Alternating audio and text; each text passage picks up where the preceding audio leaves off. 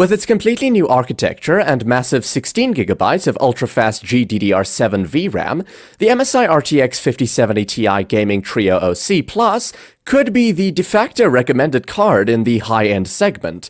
Looks-wise, the MSI's gaming trio cards have always been inarguably good-looking with their industrial design and gamer aesthetic. These coolers are built like a tank, and the 5070 Ti is no exception.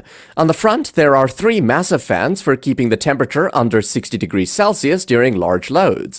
The fans remain whisper quiet at just 25 decibels, even under full load, which actually makes this one of the quietest cards of all time. This does come at the cost of size, as the Trio OC Plus is a really long card at 338mm. Thankfully, it's not a triple-slot GPU, and just takes up slightly more than 2 PCIe slots, which should still easily fit even in smaller cases. The backplate is sturdy and made of metal, so it's sure to protect the PCB from the rear in case of any potential damage. The backplate also has a cutout with the Dragon logo on it for the third fan to completely pass through hot air, since the PCB itself is very short and only takes up half of the entire card's length. To power the MSI Gaming Trio RTX 5070 Ti, you'll need a 12V high power connector and an 800W PSU, as the rated power requirement of the 5070 Ti is at 300 watts. While the GPU is rated for 300 watts, it typically stays within the 250 to 280 watt range during gaming. Now, let's move on to something a bit more exciting, which is gaming performance. The RTX 5070 Ti is fantastic at rasterization at 4K. It's quite spectacular and can comfortably run any game at native 4K with a solid 60 FPS at ultra settings.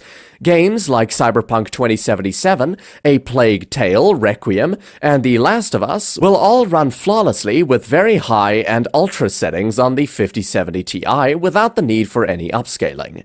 Do keep in mind that if you are looking to play games on this GPU with lots of ray tracing, then you will need to opt for 1440p.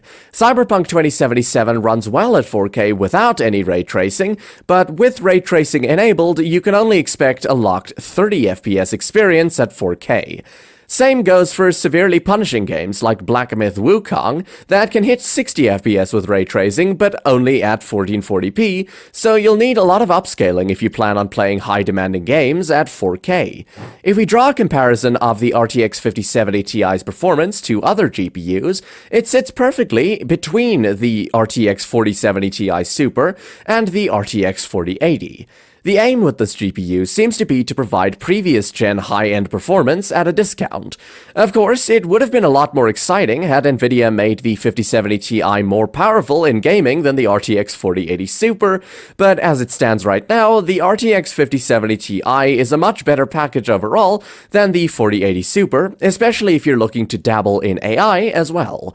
The 5070 Ti even beats out the RTX 4090 in AI workloads by delivering 1,406 AI TOPS compared to the 4090's 1,321.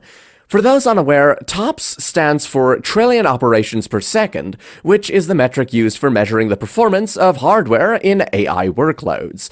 All in all, the MSI RTX 5070 Ti Gaming Trio OC Plus is a fantastic pairing for anyone who's looking for a single GPU that can play games at 4K without ray tracing and at 1440p with ray tracing maxed out, while also being an AI workload powerhouse. It may be a steep buy, but compared to its predecessors, it's a massive step up in terms of price to performance. To sum up, what I like is the flawless 4K raster performance, the excellent 1440p ray tracing performance, and its ultra-quiet even at full load. On the downside, high power requirements.